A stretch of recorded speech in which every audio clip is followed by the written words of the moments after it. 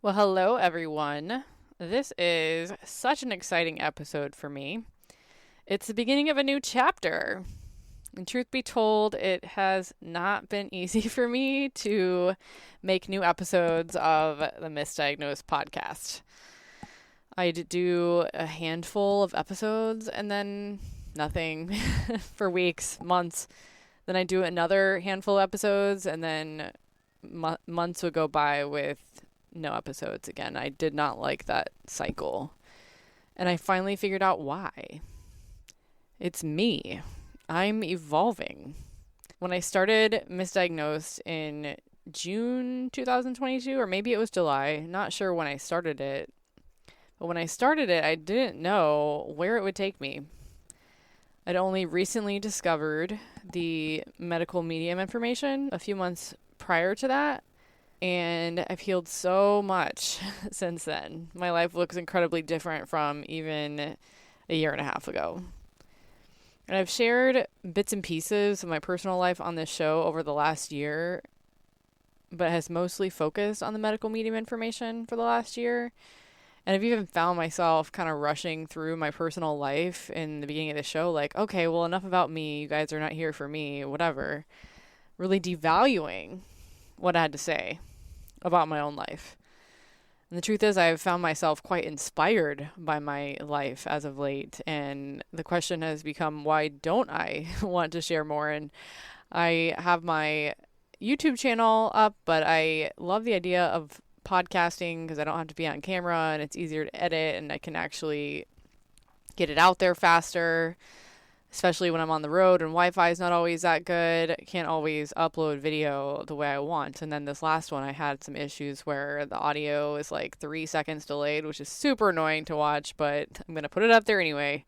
Yeah, but most of the time my podcast is focused on the medical medium information in the last year or so, doing the Brain Saver book. And as much as I appreciate all that information, and I'm constantly referencing it, constantly recommending it to people to the point where it's probably annoying sometimes. I don't care either. I'm finding myself not inspired by it. Not because it's not inspiring, but I don't want to make my podcast about it. I don't want to make my podcast about psychiatry or exposing the evils of the whole industry of psychiatry and big pharma anymore either. It's too small of a box for me, and that's what I realized in the last several months. I don't want to box myself in. I've spent a lot of time lately looking back at the distance I've traveled, not just starting this podcast and not just starting van life either, which I've already traveled about 4,000 miles in my van since I left at the end of September.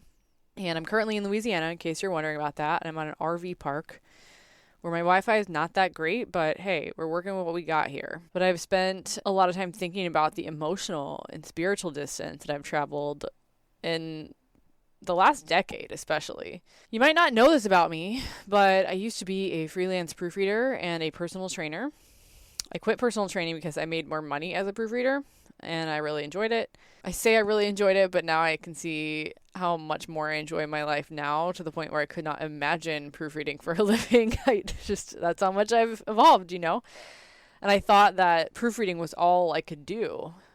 And I got married when I had just barely turned 24, thinking that I'd be married to that guy forever. But my life now at 36 years old looks so much different. And dare I say, it looks tremendously better than it did. I look back at my experience with mental illness too, and I see it so much clearer now. I'm even more grateful, if I could even say that, for the experience of having had mental illness than I've ever been. I've mentioned before on the show that mental illness is a label our society gives us. It gives it that label to behavior that the society deems abnormal and unacceptable. And what I figured out for myself, and it seems to be true for many others that I've spoken to as well, is that mental illness is kind of a warning signal that you are not in alignment with your life path or who you truly are, who you're meant to be. I often describe the onset of my so-called mental illness symptoms like an intense spiritual awakening experience. That experience was not understood or accepted by anyone around me either. It scared them a lot. And I now believe that a large part of my depression and despair that I experienced after my awakening had to do in large part with having convinced myself that the people around me, including the doctors, were right, that I was just sick and the best part of my life was behind me instead of ahead of me. It's depressing, right? I felt so suffocated during that time, and now I know why. I was trying to be who other people expected me to be instead of who I was. No wonder I was depressed. No wonder I was depressed. And now a full 5 years has gone by since that awakening experience, and I have returned to many of the same ideas and thought breakthroughs that I had back then, but in a much more grounded way. For example, I no longer gush to everyone I meet about how exciting it is to be alive. I don't recommend that. I recognize the ways that I was leaking energy and exhausting myself trying to convince others that this new reality I'd found was real instead of just living in it. And the wise woman knows when to keep her mouth shut. That's all I gotta say. So now I live my life farther away from the people I used to hang out with, and I don't even see my family that much anymore. They just don't get me, and it makes it kind of exhausting because you have to kind of reduce yourself a little bit when you're around people that don't get you, and it can be painful. So it's not because I don't love them, it's not because I don't respect or appreciate them, it's just I've got to take care of myself. And then there was selling my business. That part was huge too. I posted on my personal Facebook the other day about a breakthrough I had at 3 o'clock in the morning, like you do, that every program I'd ever launched until the one I'm working on now, which I'll share more about in a few minutes here, in every program I'd ever launched, I was attached to someone else. I wasn't ever free to create what I wanted. I didn't trust myself enough to create on my own, and the pattern was attaching myself to someone who would share the heavy responsibility I felt. But it was usually me who shouldered most of that responsibility anyway, since it was my name and my reputation on the line. And I hated working with the CEO I hired in 2020. In many ways, I feel like it ruined the friendship I had with that person. There was a toxic dynamic between us, and I could tell he did not believe in the brand, and that was why he wanted to sell it so badly, which hurt, just the thing that you created being told in multiple different ways over and over again that it sucked. It's not fun. It's not fun. And to this day, I still believe in the brand. I'm so glad to see that it's still doing well. Despite the uptick in revenue, what did not sit well with me is I just disliked the style, how this person showed up so much that I shrunk myself so I wouldn't get in his way. And in hindsight, I can understand why I had zero motivation to create. It takes a lot of effort to shrink yourself if you're spending all your effort trying to make yourself small and not get in the way and to just let the smarter people do their job. It wasn't just the unhealthy state of my brain following all that trauma from the hospitalizations and whatnot that was causing me to feel so empty and depressed. That's what I realized. And until recently, I really didn't grasp that. I really felt trapped. I couldn't breathe. I felt like I was suffocating. And when you're attached to someone else, when you're a creator, and I think we're all creators, but the people who are most aware of it, the ones who are actually out there trying to create, this tends to hurt them the most. So maybe you can relate. If you're listening to this, you're probably a creator yourself. So yeah, if you're attached to someone else as a creator, someone who benefits from you every time you create something, I was starting to feel like a milk cow, and it was regardless of whether or not they even believe in or cared about what I was doing. It's like somebody was sticking a pin into me and deflating me. There was like a boot on my neck or a leash around my neck. I couldn't do anything without approval of somebody else. Like paperwork stated that they had to approve, and he was never going to approve of me creating what I'm now creating. Thank God. It was really good that I never had the energy to create what I'm now creating when we were in business together, because it would not have ended well. Yeah. It's just a frequency thing, Yeah. But I'm still so grateful for that experience, because without it, I know I wouldn't be where I am today. So I want to be clear on that. But I used to credit my ex-husband for Proofread Anywhere, and I used to credit the CEO for the sale of Proofread Anywhere. But I know that the credit goes to the universe alone and all of it, because I needed to be free. And the universe knew that. I needed to be free in order to be my best self again and to be able to create what I'm now creating. I know that. And the wonderful people who bought Proofread Anywhere, they paid the rest of their note a few weeks ago. And that was a big relief because now I have no reason whatsoever to ever speak to the former CEO of my company ever again. Now, there's still some semblance of a friendship there, but because of his persistent use of amphetamine salts, or meds, as he calls them, I feel like that's just a justification of harm and a refusal to get to the root of the issue. And I refuse to believe that, I have ADHD is the reason that you need to take drugs every day. Because what that causes is that I'm always talking to somebody who's on psychoactive drugs, like mind-altering drugs every day. And it's like, people like that are a ticking time bomb. I'm not talking to the real person, but somebody who's on a psychoactive drug. And it's just not the type of energy I want to be around. People like that can fly off the handle, and I think that was a big part of what created the toxic dynamic. And I was also drinking at the time when we would fight all the time, and it was not good. I can remember sharing about wanting to host a retreat type of event at my house sometime last year, and he called it a scam. I'm sure he's changed since then. I hope he's changed since then, but I've shared very little about my new project with him because he doesn't need to know now, and I've made it very clear that everything I'm creating now is under my own umbrella and my own control, and that he has no legal connection or financial interest in any of it. And y'all, it feels so good. It feels so good because the new projects I'm working on are why I decided to change the name of the Missdiagnosed Podcast to Self-Transformation Radio. What has happened in the last 10 years of my life can only be called a transformation. In absolutely every sense of the word, that is what it was. I went from being an insecure, married, freelance proofreader who hardly believed in herself at all to a strong, capable, radiant woman. That's who I believe I am today. I'm financially free, I'm healthy, I'm happy, and I'm no longer in the prison of my gigantic house. I'm no longer working for the house. It is now working for me as a short-term rental and event venue. I'm traveling around in my beautiful custom Sprinter van. Her name is Anastasia. And I'm having the time of my freaking life. I still remember the day that I decided I wanted to get a van. I watched YouTube videos about vans for 13 hours straight. That day, I was fueled mostly by adrenaline. It was not healthy or sustainable, but for one day, it was fine. I could feel my inner child coming alive inside of me again. For the first time in a long time, I had really been so bored, and although I had this podcast and I even had the domain for the new brand I'm now building for over a year at the time, I still felt compelled to stay in my house, I guess as a force of habit.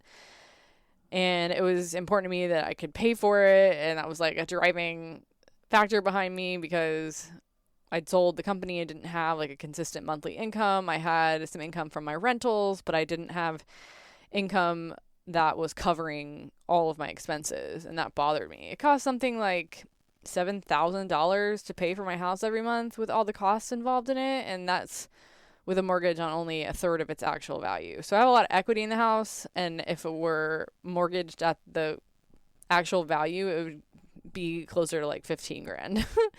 So it makes a lot more sense for me to rent it out because I can make about 15 grand a month on it easily. And it's a fantastic house. People have happily been paying me to stay there while I've been out on the road on this grand adventure.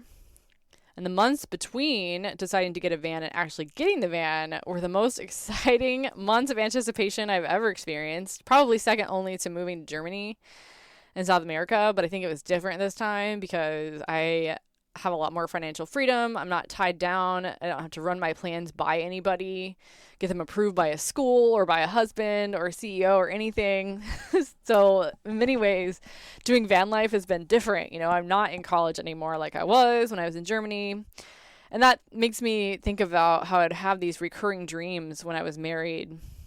I would dream about being back in Germany, but then I would wake up and realized that I was married and I would probably never get to live there again or do anything similar because of how attached my husband was to his parents.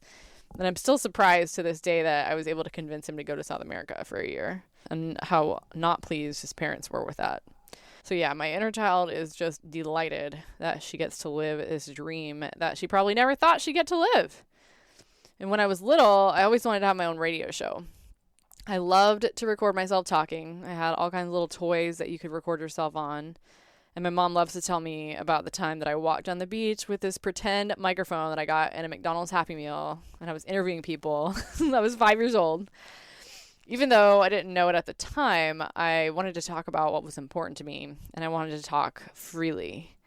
So with the name change of the Missdiagnosed Podcast to Self-Transformation Radio, I do not want to censor myself or box myself in or try to make other people happy with this show. I am sharing myself and my expertise, advice, experience, and energy on this show for whomever would like to partake and benefit from it. I will be bringing on guests of my choosing to explore this amazing concept of self-transformation and what it means. It means many, many things to many people, and that's part of the fun of that exploration.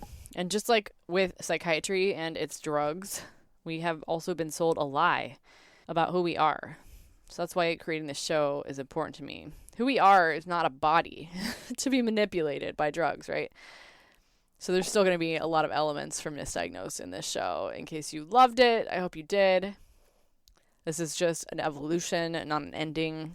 Yeah, we're not a body that needs to be drugged and controlled. We're not just some animal born to work a job, pay bills, get sick and old, and die.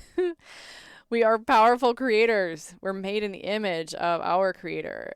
And our creator, whether you call him God or you call it the universe or source energy, all that's irrelevant to me for the purpose of this show.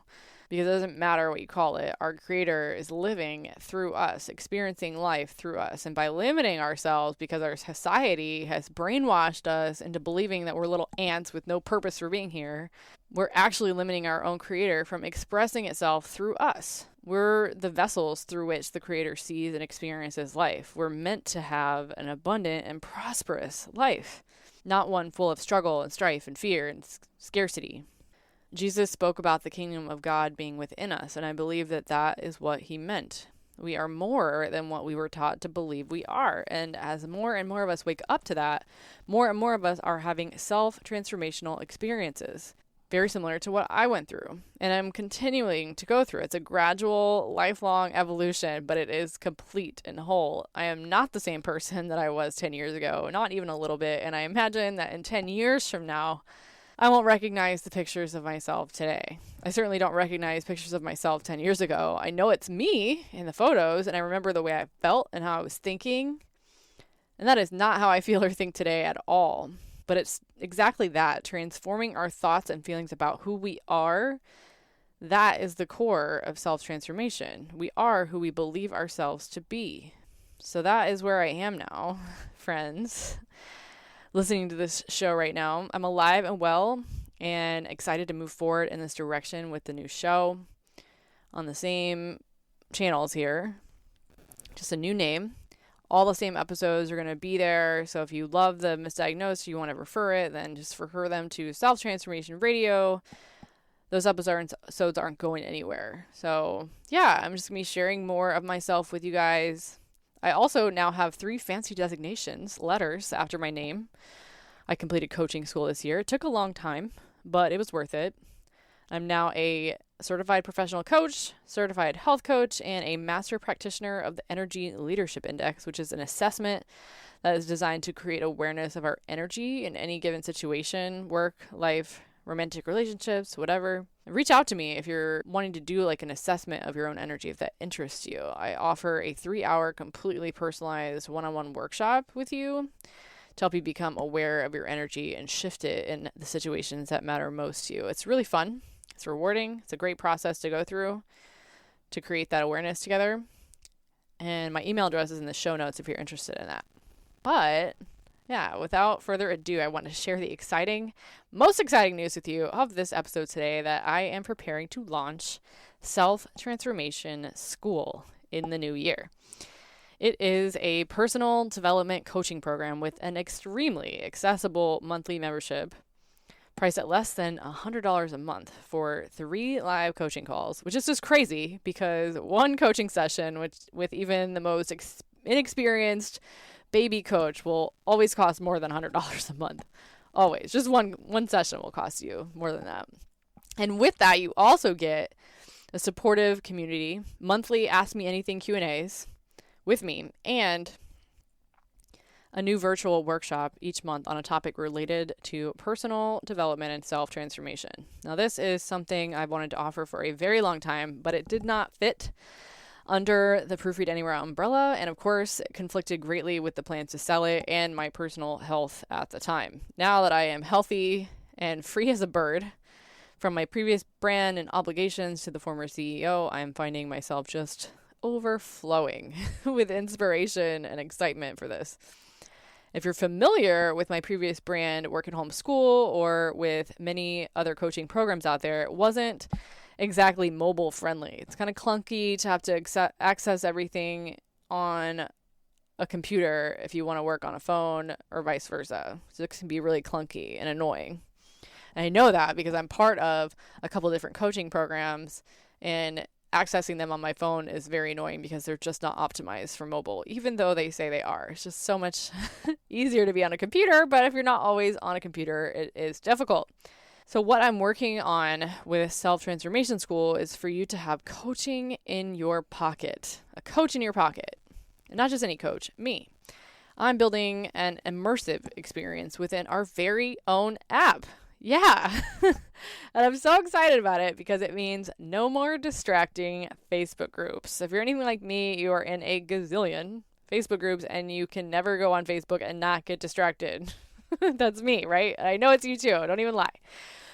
There's even ads in Facebook groups now. It's super annoying. So many buttons and things to click. So that's why I'm a busy bee building a custom app for Self-Transformation School. Part of the process is conserving our own energy. And that means cutting out the distractions that are unnecessary and getting ourselves into a focused environment. So an ad-free premium app is the perfect way to do that. Plus, I can easily send you motivation on the daily, straight to your phone. You're not bound to your email box, looking for emails, wondering if you missed something. Everything is inside the app, including the new virtual classes each month, the community, all of it. You'll even be able to download the content to listen or view offline at any time. Students of Proofread Anywhere and Work at Home School used to tell me that they would hear my voice in their heads or even have a dream about me as they're going through the program. And I'm super excited to be creating such an immersive, accessible, and transformative coaching experience for you all. I haven't been this inspired by or excited about my work in many years, which tells me, those emotions tell me that I am on the right path with what I'm doing now, which leads me to ask, how about you, my friend, listening to this podcast right now? How are you feeling on your current path? Are you itching for transformation in your life? Maybe you're ready for a change, but you just aren't sure how to go about actually making that change happen. Or you tried to change before in the past and it just doesn't stick and you don't know why. That is where this show comes in. I hope you'll stick around. I hope you keep listening. The show is only going to get juicier and more exciting from here, my friends. Change is in the air right now for so many of us. We're all waking up and starting to realize the world isn't what it seems. It's so much more, and we are so much more as well. Self-Transformation Radio is about tapping into that energy and becoming it. We are who we believe ourselves to be. And every next level of your life demands a new version of you, just like what happened to me 5 years ago when it felt like my whole life was falling apart, when really a new version of me was coming to life. I'm so looking forward to taking this journey together on Self-Transformation Radio. I will see you in the next episode.